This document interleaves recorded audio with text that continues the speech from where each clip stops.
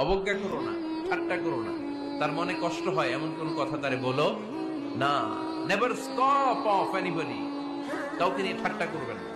তার দেহ নিয়ে, তার আকৃতি নিয়ে, তার বংশ নিয়ে। এক লোকের বাবা ছিল চোর, কিন্তু তার ছেলে অনেক ভালো। আপনি কি তারা বলতে পারবেন তুই চোরের ঘরের চোর? বলতে পারবেন? চুরি করছে বাবা, ওর কি দোষ? কথা বলেন। এগুলো কবিরা গুনাহ। আওয়াজ করে বলেন তো কি গুনাহ?